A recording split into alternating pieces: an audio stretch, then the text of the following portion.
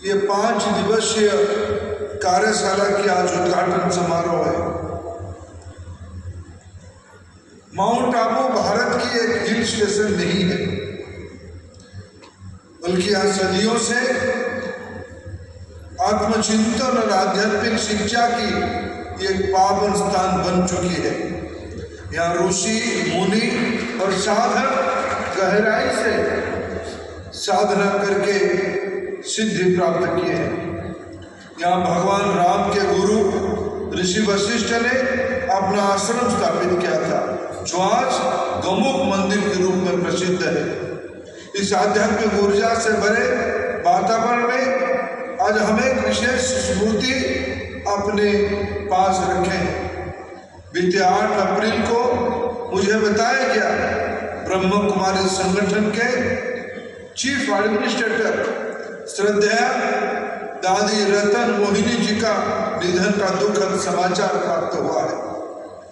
101 वर्ष की आयु में उन्होंने अपना दिव्य जीवन पूर्ण कर परमात्मा में विलीन हो गई है। आज जब मैं यहाँ तपस्या और सेवा की धरती पर खड़ा हूँ, तो मैं श्रद्धेय दादी जी को अपनी विनम्र श्रद्धांजलि अर्पित करता हूँ। उनकी जीवन समर्पण, अनुशासन और स्पिरिचुअल लीडरशिप का एक प्रेरणादायक उदाहरण था। इस भूमि को ऐसे तपस्वी कर्मयोगी ने समृद्ध किया है और यह हम सबके लिए प्रेरणा की केंद्र है। द्वारा इस महत्वपूर्ण आमंत्रण और आत्मीय स्वागत के लिए हृदय से मैं आप सभी को धन्यवाद देता हूँ। आपकी और इनर ट्रांसफॉर्मेशन के प्रति प्रतिबद्धता केवल इस कार्यक्रम में नहीं, बल्कि अनेक वैश्विक प्रयासों में से भी स्पष्ट झलकती है। को आगे बढ़ाते हुए आज हम लोग ब्रह्म कुमारी परिवार की 2 विशिष्ट शिक्षा इनिशिएटिव, एजुकेशनल इनिशिएटिव को शुरुआत किया गया।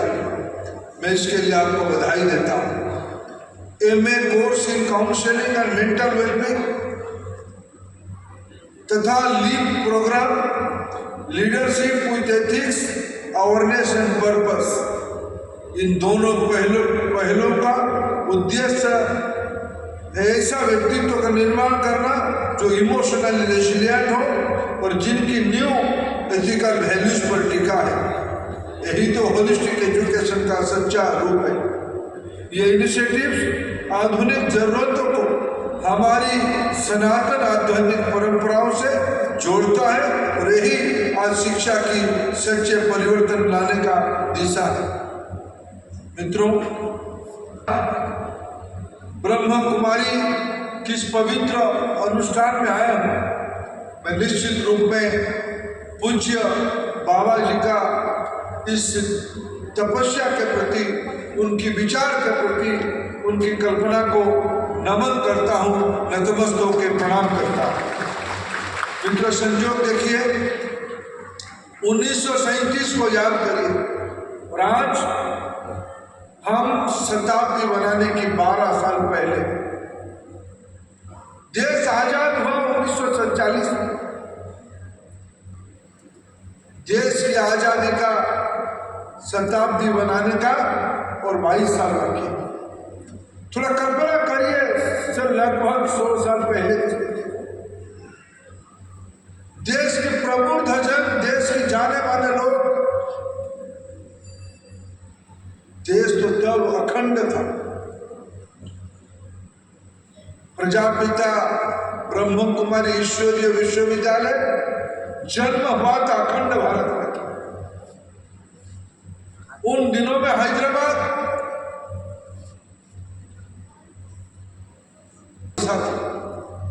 जो आज में 1937 में लोगों को पता था चंद दिनों में हम हजारों सालों की गुलामी से मुक्ति हमको मिलने वाली है, हम स्वतंत्र होने वाला है, स्वराज आने वाला है।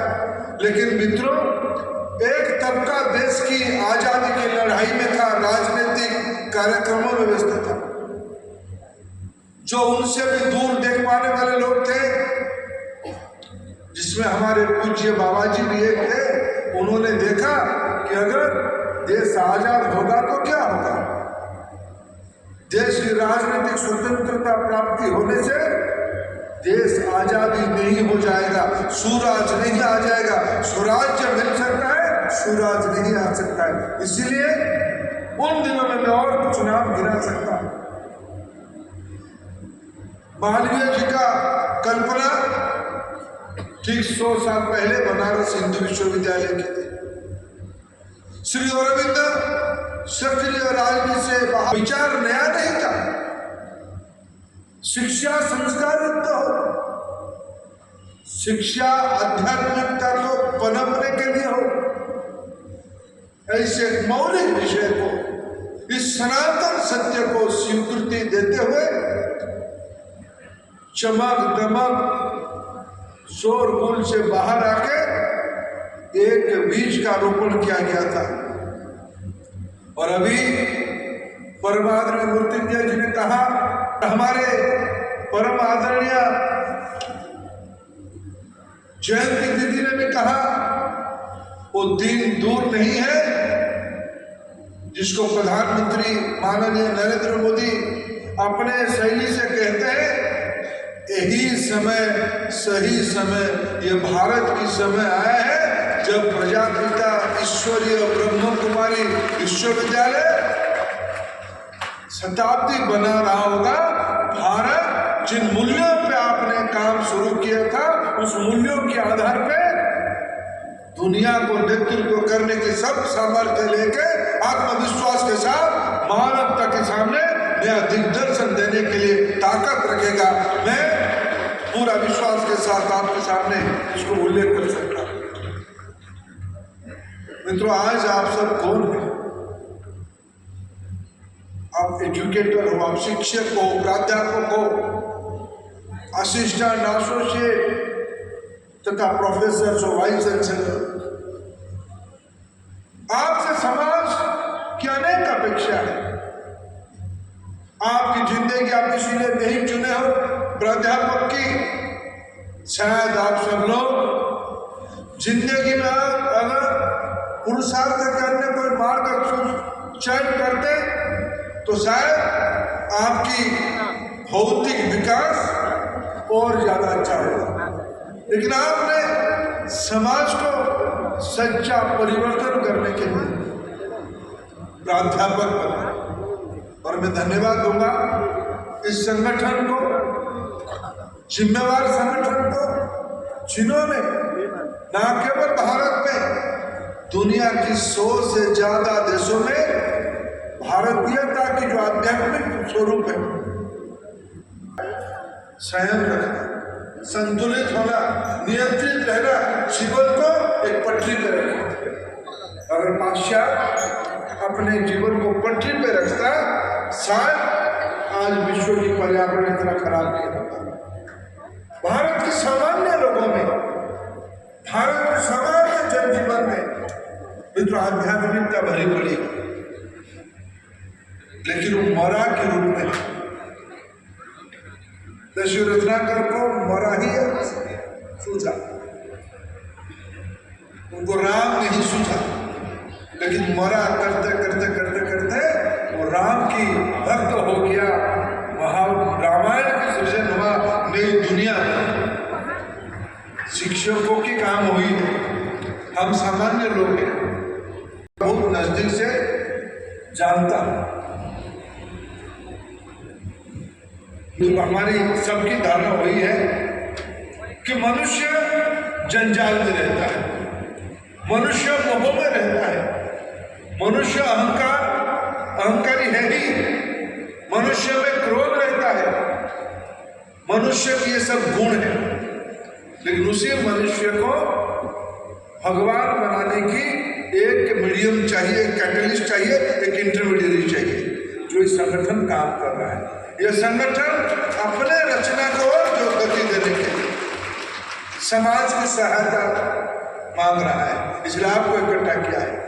मेरे को कहा गया इस डायमंड हॉल में आधे साल के आधे दिन अपने अनुयायियों को इस पद्धति में जिनका विश्वास है, इनको तैयार किया जाता है।